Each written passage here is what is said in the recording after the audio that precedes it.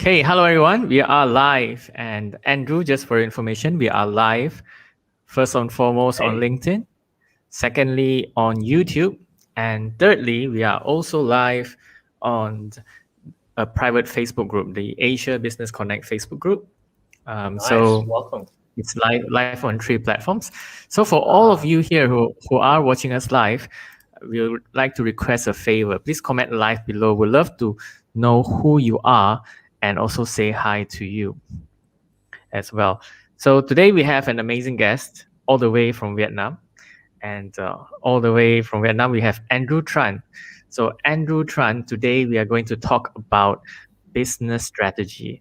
More importantly, business strategy in these times of a pandemic, in these times of uncertainty, very interesting times. So Andrew Tran is a strategy consultant, and he is now based, as I said, he's based in Vietnam. So Andrew, can you also tell our audience a bit about yourself? hey, everybody. Welcome to all the friends in LinkedIn, on YouTube, on the Facebook group. Welcome, welcome, welcome. A little bit about me. You can hear from my accent that I am not Vietnamese. So I grew up and I was born in Australia, lived there for a long, long time. Had the opportunity to kind of work with some really great people, be exposed to some really great things, learned some things, how to do things, how not to do things. And then, you know what, like I decided I wanted that trip to go overseas and apply my trade through there. Been really blessed to be in Vietnam at the moment, and very blessed to be alive right now with what's happening with the COVID situation at the moment. So yeah, that's a little bit about me, man. Thanks, Andrew. That's amazing. And just a quick question. I think I've never asked you this before, but since I heard your introduction, just want to ask you why Vietnam. The reason why I chose Vietnam was because of the I mean, there's an economic reason why, because it is a slightly more friendly place in terms of trying to do business in terms of your budget. But in all honesty, in my 20s, because I'm part Vietnamese, part Chinese, so in my 20s I had that Chinese side of me that I really want to explore. Then now that I'm a little bit older, I want to hit that that Vietnamese side. So that's the thing. And to be quite honest, like it's been a really great journey so far, and I'm loving every minute of it. That's amazing, and I would really love to visit Vietnam someday. Especially you are based in Hanoi, right? No, no, I'm based in Ho Chi Minh City, but Ho Chi Minh. come, anyone come along.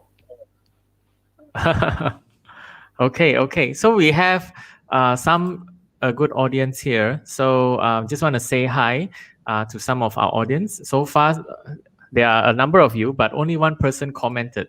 So please comment live below. Would love to know who you are. So what's up, Jonah? So Andrew What's up, Jonah Jonah? is actually in property, and he is based in the south of Malaysia in a state called Johor. So very Cool. interesting for you to talk about business strategy as well. And yeah, anyone else who is watching us live, we have a good number of audiences I can see. Please comment live below. Would love to know who you are as well. And we will get to the first question. So back to basics, Andrew. I like that you are a strategist, and there are not enough strategists there nowadays. A lot of executioners in many ways. So I just want to get your thoughts on this. So my first question is, in a way, what is business strategy? Like how can you quantify it, or how can you make it of sense to all our audience here? Yeah, that's actually a good question. So, how I interpret business strategy is the kind of blueprint that will enable all the different generals and soldiers in a team or in an organization to Mm, attack a certain front point or to go to a certain destination. So what a strategy will do is it will partner with the different parts of the business, mm. whether or not it's sales or it's marketing or it's fulfillment, any of those kind of elements. It works together and it looks towards a common goal, a common strategy that the business is trying to go for at the moment. So that's how I interpret business strategy. I see. I see. So, from what I hear, it's more of, correct me if I'm wrong, but it's more of having a helicopter's view, right? So, like war strategy, having a more big picture view of how all the different components of business work together, and getting them to work cohesively. Am I right? Yeah, that's correct. I mean, that's from like a large point of view. So if you have like big, large campaigns, for instance, but for Mm. your audience, right, and for maybe people who are listening who haven't commented yet, you guys might be like small to medium businesses where you're looking at it from a day-to-day perspective, or you might look at it from Mm. a seasonal perspective. I know Christmas is coming up really, really soon, so it's like, how do we plan towards Christmas, but while still kind of keeping to the wider kind of business objectives that you're trying to reach at the end of the day. I see. Yes, yes. So it's also helping the business to reach various objectives, like you say, Christmas, and etc. Yep. I Yep. see. Do So you? small ones. So yeah, yeah. Very, very interesting. So just to continue on that question, so like, when it comes to business strategy, do you have an example or a story that you can share where like the business really looked at their strategy and it made a huge difference to their business? Yeah. So I help consult a financial group, right? So they were in the Mm. fintech kind of business. Mm. And typically they would kind of focus a lot on the traditional part of communications, like telephone call, direct mail, sometimes newspaper. And so what they wanted to do, the big challenge that they wanted to kind of face, or the big challenge that they wanted to overcome, was how do we digitize our service, our product offering, so that we can begin to scale. Because it wasn't that they were running out of money or anything like that. It was more like they understood that the business needed to move to a certain direction, but they just weren't quite there yet. And so they asked me to kind of give them a bit of a blueprint as to how do we approach it, but also give us an audit as to where we are right now and where do we want to be, and then how do we kind of get to point A to point B, and what is the path it's going to take. So what is the type of people that you need to bring in or upskill, to the processes, like what are the things that we need to update or build, and also some of the platforms that you're going to have to create as well or integrate into it. So what are those kind of three elements coming in? And then what we did was, when we did the audit, we did a baseline measurement. So one of the things that we looked at was the website traffic, for instance. Like really, really simple. It's just one of many metrics that we looked at. But just for this particular example, we looked at website traffic. And what happened was, like, when we rebuilt the website as part of the strategic activities to go alongside the proper business objectives, because the business objective at the end of the day was, we want to be an authority in this particular space within fintech. And so part of that, activity, or part of that strategic initiative, was to redesign the website so that it falls in line with that perception of being number one or being that authority in that space. And so when we rebuilt that, we had already had previous data on baseline metrics, and then when we rebuilt it, we were able to kind of then measure what were the metrics, what were the performance stats coming in over the next 3 months. And it was kind of cool to say, like, for probably the first couple of weeks, numbers were down, because it was quite a shock, because the total design was completely new. So for anyone, like, even if you're to anyone who's a listener who's working in the banking industry and had to redesign an entire bank that gets millions of views, as soon as you change one thing, it's a shock, because it's especially in the fintech industry, where there's a lot of security and risk come into play, right? So whenever something changes, everyone kind of freaks out. So we understood that, and we were able to prepare for that. And so once we understood and prepared for it, then when we see the dip, we weren't that concerned. What we were looking at was more the medium term. So the next, like, 2 to 3 months, how does that website perform with some of the new features that we're going to bring in? And it's kind of cool to see, like, we saw like a 30% increase in terms of traffic coming through, which then resulted in like a bit of an increase when it comes to conversions for inquiries, which then kind of led to new business. I see, I see. So it's looking at the whole ecosystem as well. And one of the important parts is, of course, the website, where it's sort of like the face of the business in many ways, and also the face of, like you said, receive inquiries, which is sales. So thanks for sharing that amazing story. And if you have anything to add, you can share with us as well. And if not, I will say hi to some of our audience here. So we have a few of them here. Ragavan, he owns or heads an engineering company here in Malaysia. So Ragavan is in the tech and digital transformation space. Nice. And then Welcome. we have Farhin, who is from Dubai. So Farhin, welcome as well. Thanks for commenting live. So today we have Andrew here, as we said. So for all the rest of you here who are watching us live, please help us out by commenting live. Would love to know who you are, whether you're watching this on Facebook or watching this on LinkedIn or YouTube. Please comment live below. Would love to know who you are as well.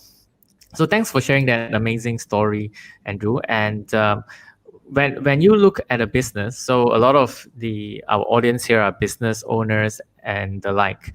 So when you look at a business, and you look at, let's say just now you gave an example, and you looked at the website, right? How do you go about, let's say, starting the business on business strategy? Like, I can tell you most businesses don't have a strategy in my experience. Mhm. They just, hey, I'm doing this, let's get the revenue in, let's get going. They don't really have like a strategy.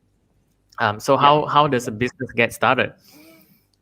Yeah, so one way to get started is to contact like a proper business consultant, and what they do typically is they'll spend, similar to like a doctor or physiotherapist, for instance, like anyone who works in the healthcare industry, they'll spend the first session or first half of that session really just asking a lot of questions to kind of understand your business, anything from the type of people that you are currently attracting to the type of people you want to attract. What are some of the main pain points that your current customers are facing at the moment? Why do you feel like you can't reach that particular clientele that you're working for or working with at the moment? Cool. And then we start looking at, once we kind of get a bit of an understanding of who the customer is, then we can start looking at the fun stuff like the website, the emails, the social media, because then we can go, all right, well, if we understand what our customer is, who we want to actually talk to, then the communication part is actually going to be a lot easier. So I'll give you guys an example, right? Like going back to my previous example, I talked about the fintech, and that traditionally their communication was very, very old school. It was very like over the phone. It was very newsletters and stuff like physical newsletters, right? So when was the last time you guys had a physical newsletter come into your mail? So they were doing that. And one of the things like we did was we try to look at the customer, but we understood that there's different types of customers that they have, right? And one of the things that we identified was that, all right, well, we have an older segment who are in this particular life journey, and then we have a younger segment that is also into a particular, like another life journey. So you might have someone who's in their early 30s. They're in a significant life journey or life phase because they just got married, they even bought a house, they bought a car, they've changed a job, they've just got a kid. So that's very different in terms of how you communicate to someone versus someone who's a lot older, maybe in their 40s or 50s. They're in their career already, they're solidifying, they're going through the ranks of their organization, so they're trying to get to director level, if anything. So once you understand who your clientele is, and then you can kind of break it down in terms of like, okay, it's never going to be 50-50. So what is the split? Because as a business owner, right, you only have a limited amount of budget. So you have to do a split, and you can't do a 50-50 split. Otherwise, you won't really know what's actually going to work. So you figure out your splits, and then you realize, all right, well, I'm going to focus, I'm going to focus like 40% of my energy into this older segment so I can retain these clients coming through. But I'm also going to spend about 60% of my time and my resources cultivating, nurturing this younger segment that I know will be a lifetime, a lifetime member or lifetime customer. So they're going to bring me more value towards the end. Whereas the older segment, they're probably like looking to cash out because it was a financial kind of institution, so they're looking to probably cash out at some point in time. And they probably already know a lot of information that's there. Whereas someone who's younger, they don't know as much information, but they're hungry to learn and they're able to use like digital technologies in order to kind of absorb that information. So once you kind of understand the customer, then you can kind of look at the fun little stuff like the toys, the websites. You know, am I going to SMS them? Am I going to use WeChat to message them, or Line, or all that kind of stuff? But it all starts back down to the customer. Yeah, I love what you say. I love the keywords there, understanding your customers. So I know a lot of businesses out there that did not take the time to actually do that. I've heard stories of strategies or consultants helping business owners understand this by doing focus groups, by doing research as well to help them understand their customers. So do you do similar things? Like do you do research with them for their customers? Yeah, I definitely do. It's budget dependent. So if for your audience, for instance, they may not have the budget to spend on research. A lot of businesses underspend on research. So if you're thinking, oh, like I need to spend a lot, I'm not spending enough. Don't worry. There's a lot of businesses, underspend anyway. So one way to get about it, if you can't afford a proper like focus group, like a real focus group, hiring a room, bringing in the people, paying those people in, recording it, digesting it, all that kind of stuff costs a lot of money. So if you're like a small business, you're a small team, maybe you're a one-man operator, if anything, there's a couple of things you might want to look at. So definitely, once you kind of figure out who your customer audience is, so if you think your customer audience is like locally in Malaysia or locally in Vietnam, or in this case, maybe locally in Australia, then that helps you because then you can look at public or government data that will help you, like census data. You can also look at some of the publications from some of the big consulting groups like PwC, Deloitte, Accenture, who else? All the big ones. McKinsey, sorry. They all do the big ones. They all publish. So you can definitely, and it's free as well. So you can go in, you can download a lot of their documents. That will at least give you a baseline of, I guess, what you think your customer is.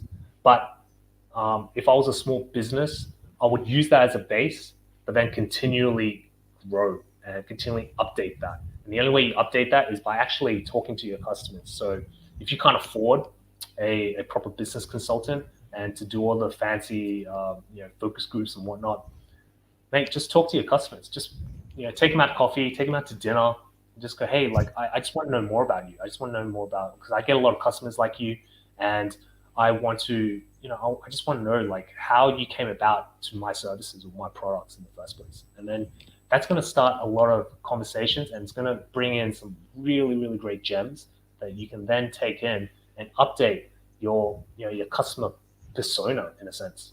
And then it will lead on to how you're going to communicate. And it's going to lead on to what type of technology platforms that you're going to integrate in order to help communicate your point across to your customers. Yeah, that's great, Andrew. It's all about insights, and like you said, go to these consulting firms and get some data, get some reports or some consumer insights that you can get your hand on. And more importantly, I think what you said is very true. Get your consumers out for coffee. Take their sales calls, take their feedback calls. That's where you really, really understand your consumers qualitatively. So that's good as well. Yeah, and just to add to that, like a lot of big companies now, you will see the CEO like sometimes stay in the call center to listen to calls, even just act as part of the call center staff. And the reason why they do that is so that they can feel, I guess, more humanized in their approach, in the way they kind of think about the business. Because at the end of the day, for a large organization, a CEO, they're in leadership. They focus on leadership. And part of being a leader is not necessarily telling people what to do. It's more about setting a vision and being confident and bring people around you to move to that direction, like a general would do. But with small to medium businesses, I understand like you're wearing multiple hats, so it can be very, very difficult. But if you have the, I guess, the consciousness to kind of differentiate between what is a leader and what is a manager, that's probably going to help you in the long run when it comes to forward planning, but also managing your day to day as well. Yeah, great stuff. It's really, putting on different hats. And as a leader of a bigger organization, it's very good to put your ears to the ground as well. So like your example of CEOs going to call centers, that's a good story. So thanks for sharing, Andrew. And we have a few audience that I just want to say hi to them. So one of your friends, Simon Harris. Simon Harris says he's one of his favorite people, Mr. Andrew Tran. Love doing this podcast. His podcast sounds great. So Andrew, can you also share a bit about your podcast before we move on to the next question? Yeah. So my podcast is aimed at business professionals, and we talk about a whole bunch of topics in leadership, branding, marketing, and sales. And I bring guests from all across the world. So Simon's from the UK, which is fantastic. I speak to people in Australia, in America. I've had some really great guests on where we talk about like resilience as well. So especially for small businesses where, especially during the start of the COVID situation, where everyone was like, I don't know what's going to happen. Resilience was a big thing, a big topic, especially across all the social platforms. And so I had some guests come along. We talk about it. Yeah, and we just have fun. We talk like exactly like Bob and I are talking right now. We just have fun. We talk. We have a few questions, and then we finish it up with some really great advice from each of the experts. Yeah. So check out the Andrew's podcast. What's the name of the podcast again, Andrew? It's called The Point of View Podcast. The Point of View. I subscribe to it on Google Podcasts. I think it's also on Spotify, and I think it's on Apple as well. So thanks for sharing, Andrew.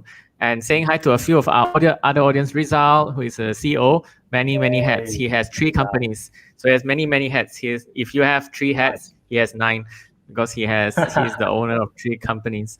And he said, first time seeing me in a suit. Yeah, today we're talking about strategy, something very serious and very deep. So that's why I'm in a suit. And then we have Erasmus. So Erasmus, very interestingly, he is very keen about this interview. He actually messaged me about the link because he is in management consulting. So, but for small business as well. So based in north of Malaysia. So we have everyone from everywhere in the world. So just want to get a few thoughts in. So the next one, since we talk about business strategy, okay, the next one is, right now we have a shift, and at the beginning of this podcast, we talked about shift. The situation in Vietnam is quite similar to whatever is happening in Southeast Asia. Situation in Thailand, in Malaysia, in Singapore, as well, is quite similar. We are in sort of lockdown, post-lockdown, in and out of lockdowns. So when it comes to business strategy, thank you for sharing all the nuggets when it comes to business strategy. But how has it changed when in this couple of years? Yeah, that's actually a really good question. I ask that a lot to my podcast guests as well, because it's really fun to kind of hear what other people are saying. So some of the things that we're seeing is how businesses firstly react. And a lot of businesses react by trying to minimize costs. And one of the first departments that gets minimized is marketing. But the smart ones, what they do is if they're spending, say, theoretically like $100 per month, actually, no, if we go 10,000. So if they're spending $10,000 per month, the smart ones, what they do is they don't completely wipe out that 10,000 because they realize that the marketing dollar, the whole point of marketing is if I'm going to spend $1, I'm hoping to get $2 to $3, $2 at the very minimum, but I'm trying to aim for $3, $4, $5. So it's always this exponential type of growth, whatever money I'm putting. So it's basically investments coming in. So the smart ones, what they do is they understand that they need to survive, right? And so they've had to pull their cash flow back a touch, but not completely to a point where it's zero, because they understand that brand marketing is still quite important. So we're seeing a shift where a lot of brands now are looking towards their ethos. So they're starting to have a think about what is that brand ethos? What does that brand represent in this marketplace? How do they, as a business owner or as a brand, want to be represented in that space? And so that's why it's super important to still have an evergreen type of communication approach, whilst you still add budget in for like campaigns where it's ephemeral. So campaigns is more like ephemeral push in terms of your branding, because typically with a campaign, there's some sort of offer that's in place. There's some sort of mode of action that needs to be done, right? Come here, go there, buy this, do that. But with the brand campaign, it's just merely all it is just communicating your brand ethos, your purpose, and how it relates to the current situation that we're in. So what we're seeing is we're seeing quite a lot of brands pull back on their spend. But some of the good things that we're seeing is that we're seeing some of the brands, even the small brands, for instance, they still allocate some budget when it comes to advertising. You're also seeing people being more multidisciplined when it comes to their communication approach. Like some people will be like, okay, I'm going to I used to be the social media person. Now I'm going to be social media. I'm going to be content, and I'm going to be email marketing.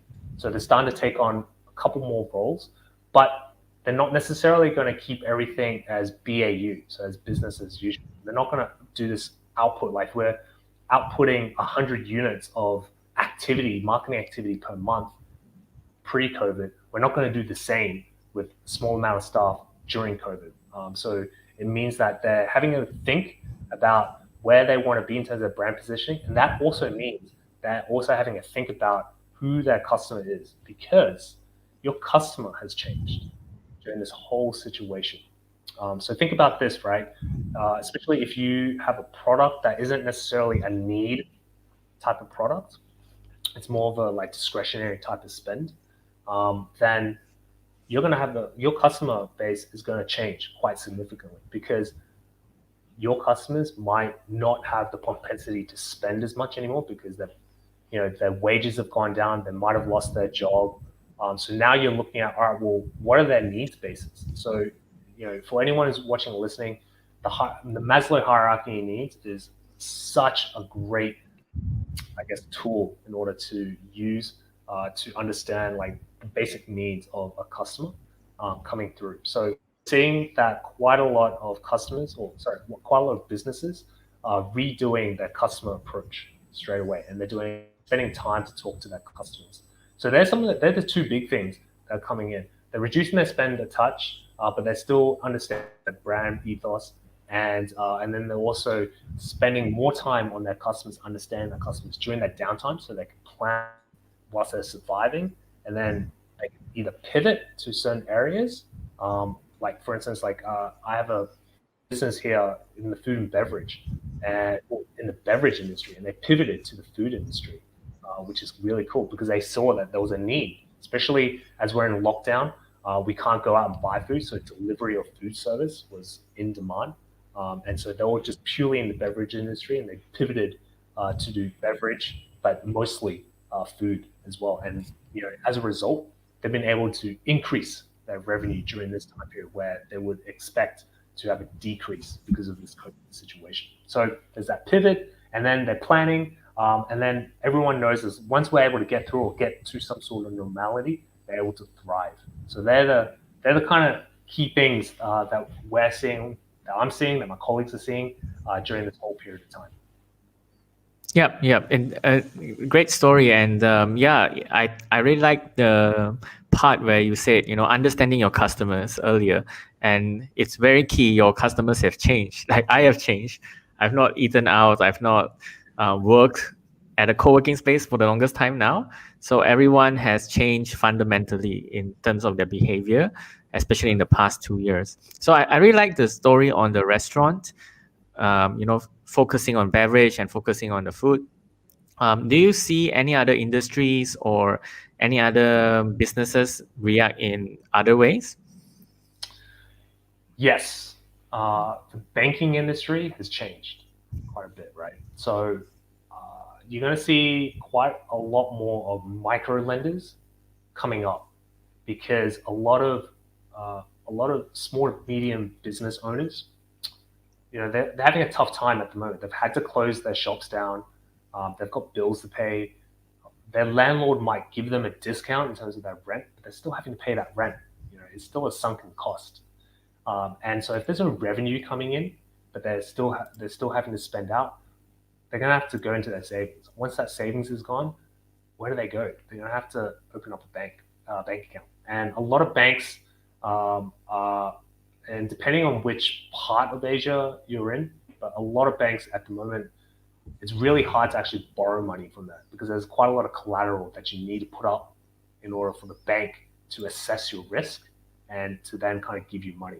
So what we're seeing is from the banking industry, you're seeing quite a lot of these small little micro lenders come into play and being able to kind of fill in that gap to service those kind of small and medium business owners coming in. But food and beverage is a big one. I think that's a big one. Tourism, I think they're in limbo at the moment. Like they're really looking at what's happening with Thailand's kind of sandbox at the moment in Phuket, and also in Vietnam. Like we're doing Phu Quoc as well, which is also it's an island with an international airport. So they're looking at ways of which we can create some sort of bubble. So for people who are fully vaccinated, they come in, they do their quarantine, and then they can be released back into, I guess, the public after their quarantine period. But they're kind of segregated in an island, which is pretty cool. Do you say Phu Quoc? The Phu Quoc, right? PHUQUOC, something like that. Yes. Yes. Oh, that's on my list of islands for some reason to visit. I think what's the festival they always have there, but one of my list. So yeah, great. Thanks for sharing, Andrew. I love all the examples, and it's really a time where people have changed fundamentally, and whether it's food and beverage, whether it's banking, like in Malaysia, just to share as well, in Malaysia we now have, in Australia you have later, which is like split payments for e-commerce that you can pay in installments. So they are now also very big here, they are emerging now in Malaysia. So that's a trend that I'm looking at because of this strange times. So thanks for your time, Andrew. But before we go, just if you have any questions before I let Andrew go, comment your questions on business strategy below. Quick one, we just have a few minutes left. So if you have any questions, comment them below. And just want to say hi to someone who commented as well. So Stephen says, strategy is fun, not just serious. Yes, and indeed it is also fun. So before we go, last few minutes, if you have any questions, do comment below. If not, I will also. Andrew, how can people reach you? Yeah, that's a good one, Bob. So you can reach me out by LinkedIn. Just type my name, Andrew Tran. You'll see my face shining there. You can reach out to me through my website as well, andrewtran.asia.